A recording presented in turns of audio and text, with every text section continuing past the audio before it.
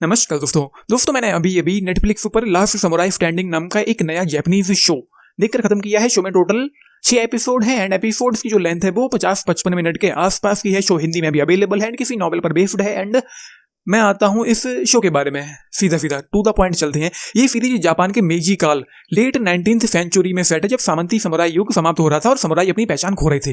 कहानी 292 समुराई योद्धाओं के आजू बाजू घूमती है जो एक जानलेवा प्रतियोगिता में भाग लेते हैं जिसे कोडोकू कहा जाता है। यह गेम क्योटो के टेनरियूजी टेम्पल में शुरू होता है। सभी प्रतिभागियों को एक लकड़ी का टैग दिया जाता है। गेम का नियम सरल है, एक दूसरे के टैग चुराओ और जो लास्ट तक बचेगा और टोक्यो तक पहुंच जाएगा उसे अपने परिवार और समुदाय को बचाने के लिए 100 बिलियन येन लगभग $650 मिलियन का भारी नकद इनाम मिलेगा। लेकिन यहाँ पर यह बताया गया है हिंदी डबिंग में कि 1 लाख का इनाम मिलेगा।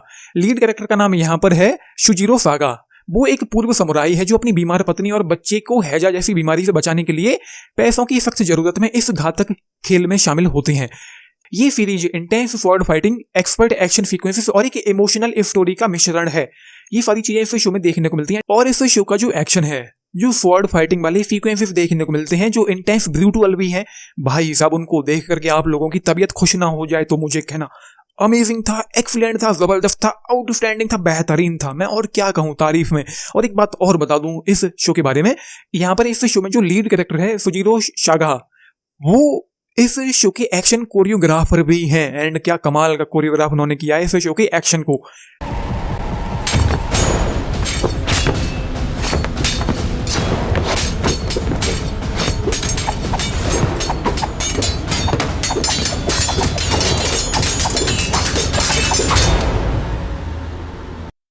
मजा आ जाता है इसको देख करके, लिटरली मजा आ जाएगा, आप लोगों की तबीयत खुश हो जाएगी। एंड साथ ही साथ वो इस शो के प्रोड्यूसर भी हैं। एंड उसके अलावा यहाँ पर एक कैरेक्टर है, उसका नाम मुझे याद नहीं आ रहा है, शायद नाम लिया भी नहीं जाता है। एक ओल्डी है, एक बूढ़ा कैरेक्टर है, उसने तो यहाँ पर इस शो में एक अलग लेवल का आतंक मचा रखा है। मुझे लगता है कि उसके लेवल का मतलब कोई था ही नहीं। एक अलग ही बात ही, इतना फुर्तीला, इतना फास्ट था कि आप उसको देखते रह जाओगे। एंड पलक झपकते वो लोगों को अपनी कटाना से काट डालता है।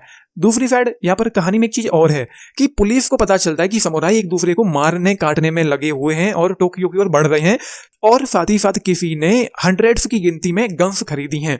तो पुलिस वालों की टेंशन भी यहाँ पर बढ़ जाती है। तो जो प्लॉट इस शो का है, जिस नॉवेल पर ये शो बेस्ड है, जो कहानी है वो तो अच्छी लग रही है, लेकिन एक इशू है, वो ये है कि इस शो की जो पेसिंग है, जो स्क्रीन प्ले है, जो राइटिंग है, वो काफी कमजोर है, ठंडा है, सुस्त है, डल है, लेंदी सा है, बोरिंग सा है। एंड हमको अपने साथ उस तरीके से, कम से कम मेरे को तो ये शो अपने साथ पूरी तरीके से पूरी दुनिया बुला करके हुक एंड बुक करके नहीं रख पाया है। मुझे ये शो इसकी writing wise, pacing wise, screen play wise काफी ठंडा, सुस्त और कमजोर सा लगा है। मैं काफी ज्यादा मोमेंट तक इस शो से डिस्ट्रैक्टेड ही था। और इस शो में जो मुझे ग्रेड देखने को मिला है आप लोगों को पता ही है, एंड उसी वजह से मैं इस शो को लास्ट तक देखता रहा। और एक चीज और है, इस शो का सीजन 2 भी आएगा, अभी ये खत्म नहीं हुआ है और ना ही कोई खास एंडिंग इस सीजन 1 को यहाँ पर दी गई है। और इस शो को देखते हुए हो सकता है कि आपको स्क्विड गेम या एलिस इन बॉर्डरलैंड की भी याद आ जाए, लेकिन ये वाला शो उन दोनों से काफी अलग है। स्क्विड गेम में वो सभी लोग एक गेम अरीना में गेम खेलते हैं, एक जगह है, उस जगह के बाहर वो लोग नहीं निकल सकते हैं। एंड ऐसे ही एलिस इन बॉर्डरलैंड में भी एक पूरी दुनिया को गेम अरीना बना दिया गया था, जहां पर अलग अलग स्टेजेस में अलग अलग गेम होते हैं। अलग मजा आता है उसमें, एक अलग थ्रिल होता है। लेकिन ये उन दोनों से जितना अलग है उतना ही कमजोर है। कोई खास गेम नहीं है, बस लोगों को मारना है, उनके टैग चुराने हैं एंड आप दूसरे शहर में पहुंच जाओगे। एंड ऐसे ही करते करते आप लोगों को टोक्यो तक पहुंचना है, जो इस शो में आप लोगों को देखने को मिलेगा। साथ ही साथ जो एक्शन था वो तो ग्रेट था, लोगों को मारते हुए जो एक्शन देखने को मिलता है आप लोगों को मजा आ जाएगा। एंड इस शो की शुरुआत ही एक वॉर सीक्वेंस से होती है, एक जंग से होती है।